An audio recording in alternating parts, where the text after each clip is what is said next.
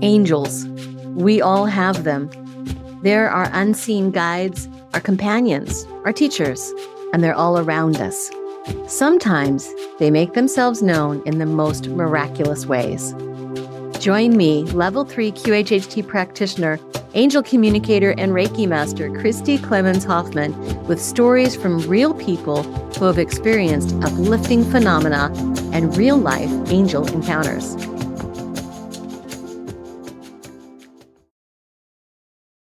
We are back with more real-life angel encounters. You know, this is the show for people who like the positive with their paranormal, who like their spirits with spirituality. This is a show where real people just like you tell their stories of miraculous encounters. And it doesn't have to be angels. It can be synchronicities. It can be ghosts, but in a positive light, in an uplifting, in a heartwarming way. It can be our loved ones who show up and pass on messages or just want to come by and say hi. It can be aliens. Yes, aliens, but with their positive messages and influence as well. Or just, what the heck, miracles and synchronicities. All of this abounds, and it's all positive. And can't we use a bit more positivity in our life? Today, we've got two very special storytellers, people just like you. So if you have a miraculous encounter, a synchronicity that just can't be explained, but was uplifting and exactly what you needed at exactly the right time, I want to hear from you. Please email me, Christy Clemens Hoffman, at angelencounterspodcast@gmail.com. You can also join the conversation on Facebook in the Facebook group Real Life Angel Encounters. I do read everything. And you can also go to my website, radiatewellnesscommunity.com/real life angel encounters. And there is a submission form there. Use the submission form to send me a snippet of your story. Either I can read it in its entirety, or you can just give me a teaser, and then we'll set up a time for you to talk to me on Zoom. And you can be part of this show as well. Lots of ways to reach out and get involved in the show. So I'm happy to bring you our first storyteller, Carmen Turner-Schott. Carmen is a fellow Missouri girl. I live in Kansas City. She lives on St. Louis. So we're on opposite sides of the state. Carmen is an astrologer, an extraordinary astrologer. And she's actually been on my other show, Radiate Wellness Podcast. And she's been on the Radiate Wellness Podcast 3 times. Episodes 209, 224, 256, and 315. Did I mention that Carmen's also an author? She has written so many books on astrology, really cool stuff about 12th house and our shadow side, healing with astrology, just wonderful information. And she is a wealth of information and just a joy anyway. So her link can be found in the show notes of this episode. So go visit her website and learn all about the wonderful book she has out. And heck, go listen to the Radiate Wellness Podcast. Again, episodes 209, 224, 256, and 315. Carmen has several stories to share with you about the miraculous in her life. I think you're going to enjoy this. Hi, Christy. I'm going to share just a couple of my top stories. I have a lot of crazy ones, but I'll share just my top 3. One of them is my grandmother's story. Her name was Dorothy. You can call her Dorothy S. I'm fine with that. And she passed away now. So my grandmother always went and took a nap in the side room in her house during the day. And her and my grandfather, they were probably in their 60s, and he was always outside. He retired early. You know, he was a carpenter up on the roof doing a lot of stuff. And she went to sleep. They both were in great health. Nothing was going on at the time. She went in there to take a nap. And when she woke up, she couldn't move. And she opened her eyes and she saw this purple haze around the room, like a cloud of purple fog. And as she continued to open her eyes and kind of look to the left, she was laying on her back, she saw a woman standing there. And all she heard was a voice that said, "Everything's going to be okay. Everything's going to be okay." And then as she watched, the lady turned and walked away from her, and she had a coat of feathers, is what my grandmother said. So they were just beautiful wing feathers on her back, and she disappeared into the wall. And my grandmother was completely awake and knew that she saw an angel, and it was a message to her, because right after that happened, my grandfather hurt his back real bad and ended up having prostate cancer and had to have surgery and all kinds of stuff. And my grandmother was pretty much his nurse for almost a year, because he was falling in the shower. He was a lot of pain, and she was like full-time caretaker to him right after she had that angel visitation. So that is a story that she always told me that happened. And then he ended up being okay, and it all got better later, as the angel said. But that was a true experience where she saw the wings and saw the angel disappear into the wall and was completely awake. So I wanted to share that story. And then my story is a little strange. It's kind of a long one. I have two. But the first one was when I was in high school. I was a senior, so it was 1993. And this was in Rolla, Missouri. And I was in a psychology class, and my intro to psychology class, and I was loving it. I decided, I want to be a social worker after doing this class. Well, at the time, I had a friend, a guy friend, who I knew he kind of liked me, but I didn't like him, in that way. He was just more of a friend to me, really funny. He was always making everybody laugh and telling jokes and everything. And we were all going to go to prom or some dance. I think it was like homecoming, as a group of friends. And he was going to go and everything. And right before homecoming, his father passed away. And I just knew his dad had died. I didn't know a lot of details because he never really shared with me. I knew he was raised by a single mother and things like that, and that he didn't have a dad in the home. But back then I was so young, I just knew, oh no, I felt really bad for him. So he didn't come to the dance. And then, he just acted like everything was fine when he would call me or talk to me. And he was in my intro to psychology class, okay? And our teacher told us we were going to take a trip to the state mental hospital in, I think it was Jeff City, or I can't remember where it is, but it was in Missouri, which I thought you'd think was funny. And so we went on a bus trip, and I knew he wasn't okay, but he was pretending to be okay. And it was right after his dad died. And we go visit the state mental hospital, and it was pretty high security. I mean, you can't just get in and out and things like that. So we were being told that we were going to meet with some patients, actual people that are inpatient there in the psych hospital. So we went in to this room, and they locked the doors. I mean, they had, aides and bodyguard, whatever, around where patients can't just come in and out. So we were told that there was ping pong tables, things like that, and games. And they said that every group should have a patient to play ping pong with or whatever. Everyone had a patient except us.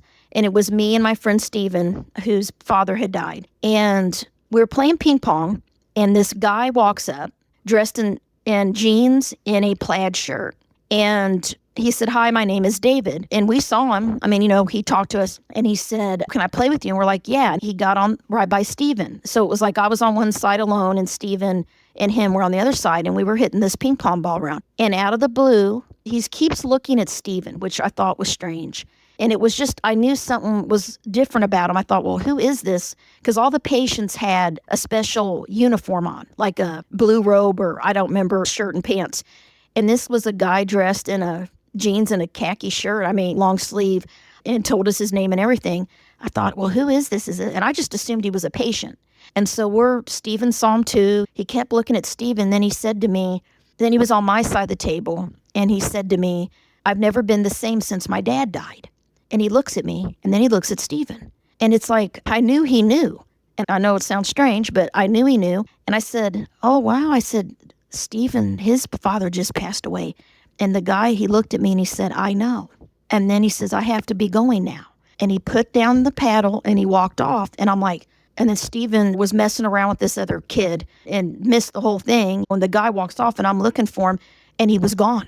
And you can't just leave. I'm like, where'd he go? Where'd that guy go? And I went up to my teacher. There was a patient playing with us, and she's like, "There was no other patients playing with you." I said, "He had a plaid shirt on and jeans." She said, "No, the patients have the uniforms on." I'm like, "I'm telling you, he walked over to a table, and now he's gone. He's not in here." And he was gone. And I knew it was an angel, and I was convinced. And I rode the bus back. I'm like, it was an angel in human form. Well, I was obsessed with it. And I went home and I told my parents I saw an angel in human form, all this stuff, right? And years later, I told Stephen about this when we were out of high school. Right out of high school, he had joined the Army and he was calling me really depressed and upset. And he was suicidal at one point between us. And I told him about what happened, that was an angel looking over him. And I never told anyone because they think I was crazy. And he said, oh my God, he said, you know what, that is so crazy. I remember him.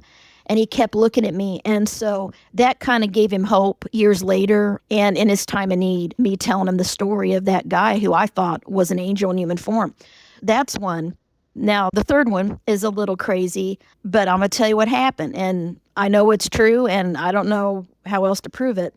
So I was at Fontbonne College in St. Louis, Missouri, going to graduate school. And I was in the dorm. I had my own room, and it was raining out one day. And I just need to go down to Walgreens to get some snacks or whatever. So I wait till it quit raining. I walk down from the dorm, from the campus down the street to Walgreens off of Big Bend Boulevard in St. Louis there by Washoe and Fontbonne. And I went in this candy aisle, and there was a lady, like a homeless lady. She looked homeless, older, probably in her 70s, and had all these bags and was looking in the aisle, like looked a little lost. And she said, can you help me pick out a healthy candy? And she looked at me, and she had these blue eyes, she had these glasses on, and she was missing a tooth when she smiled, like this little tooth was missing. Very visual. I remember faces really well. So that's one thing about me. I don't forget faces. I'm very visual. So I saw her face and I said, yeah, you know, these Lifesaver gummies, whatever, are good. And she says, oh, thank you. And then she was just staring at me and she kind of held my hand. I said, you're welcome.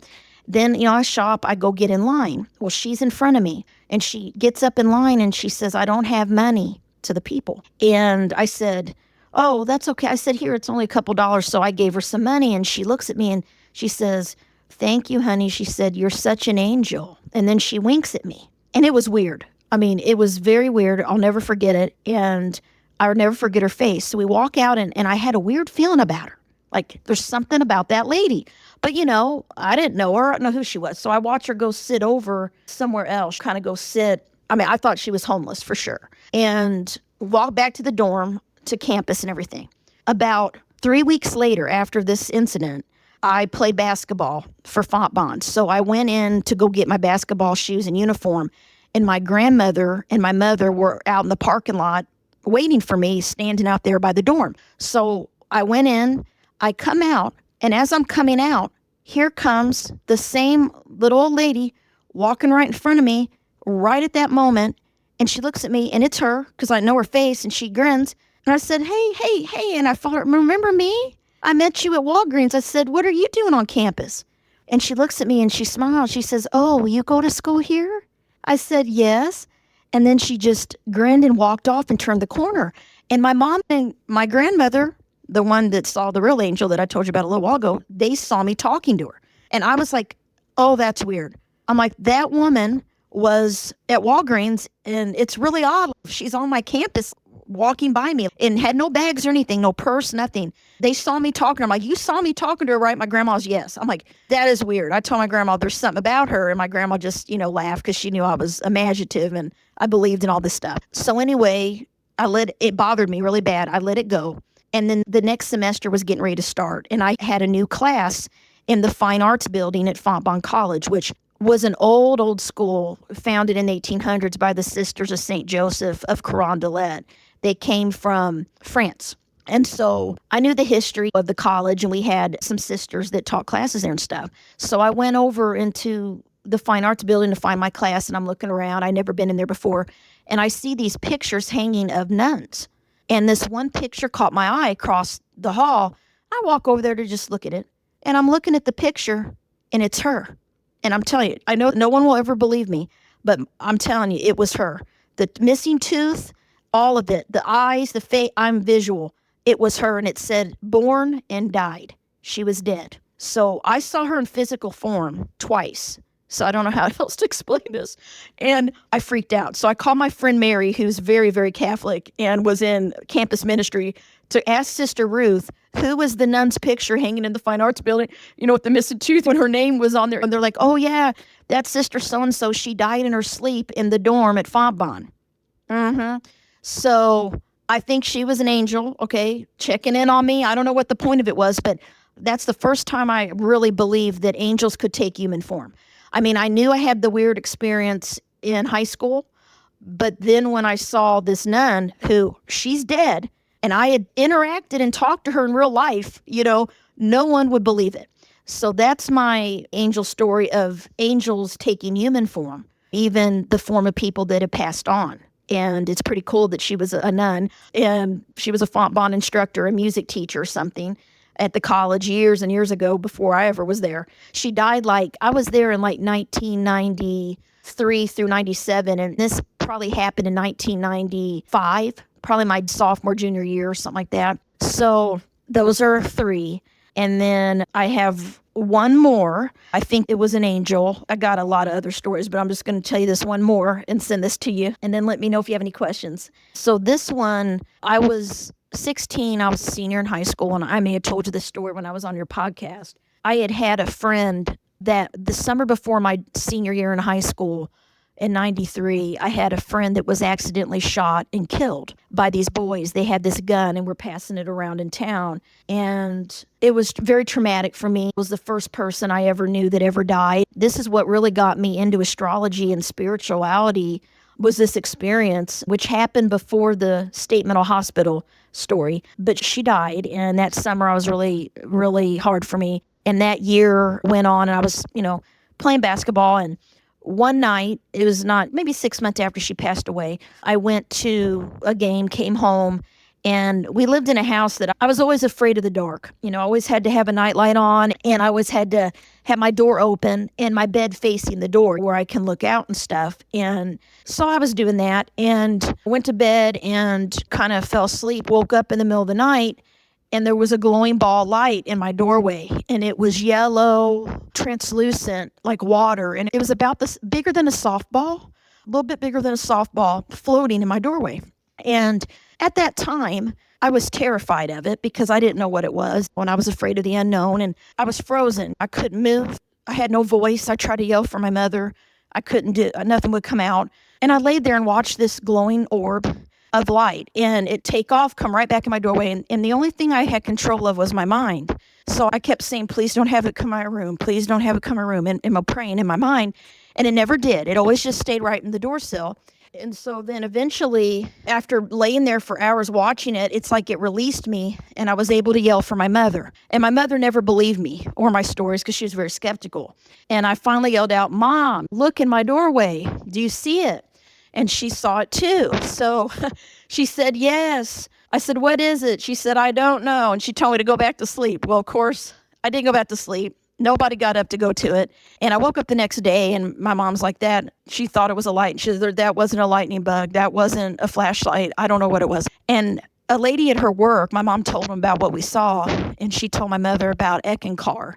She was in this Eckankar spiritual group. And she said that it was probably an angel, or a spirit guide or something. So after that, I've always believed that it may have been an angel, or it may have been my friend that passed away visiting me. So those are just a few. So I hope that's helpful. Thanks for including me. Bye. Next up is Matthew from the state of North Carolina. Matthew comes to us with a story we might classify as third man. If you've never heard of the third man syndrome, a lot of paranormal podcasts talk about it. And I think it's pretty self-explanatory from Matthew's story. Hey guys, I want to tell you a story about a time that God intervened in my life. I was about 16 years old, and it was summertime in North Carolina. That's where I grew up. My family and I decided we wanted to go up to the gorge to get cooled off. That's what we do when you don't have any money and you want to cool off in the summer. That's what you do. You go to the gorge, and it's this valley in the mountains basically where water's running through, and we drove up in there. There's this road kind of right between two little mountains, little hills, right through the gorge. There's a road and a river right next to each other. Small, it's like a big creek, small river. Anyway, on one side of that river is the road. On the other side of the river is a mountain face, or a cliff that just goes up, just went straight up. We got out of our cars, went into the water. We brought some like pool rafts and things with us to float around on, and I think they had a place that rented inner tubes if you wanted to rent inner tubes as well. There is like a little beach, little sandy area. So we're in there playing around. We found our spot in the river. We got settled down, and we were on this rock. Okay, it was me, my dad, and my stepmom, and we're in there sitting in the river. And I would get off this rock and get into the water and kind of float downstream beside the rock, and then float down just below the rock, and then I would swim back up and get back on the rock. And I did that several times, and I kind of got tired, and at some point I started running out of energy, and I reached up for my dad's hand and I said, "Dad, help me up. I can't get back up on the rock." And I wasn't panicking or anything yet. I just was tired. He couldn't quite reach me, so he jumped in to the same deep spot that I was in, just below the rock, just downstream from this big rock we were all sitting on. And when he jumped in, he and I then were both in this deeper pool. We realized we couldn't swim back to the rock, and we both started to panic, and we got kind of tunnel vision in a way where we only think about trying to get back on that rock, and we couldn't do it. We were fighting against the current. We were starting to go under. If we had been thinking clearly, we maybe could have just floated downstream a bit further and gotten out somewhere more shallow down there. We were not thinking clearly. We couldn't get out. We were starting to drown. My dad went under a couple times, and I was really close. I was out of energy, and I was just barely nose above the water, like crying. We were yelling for help.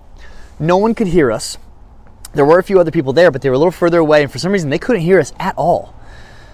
At this moment, I'll never forget, we're in the water, drowning. Our feet are straight down. We're swimming and kicking. We couldn't reach the bottom. I went down a couple times to try to see if I could bounce off the bottom. I couldn't feel it. It was too far. In this moment, a man appeared. A man in dress clothes.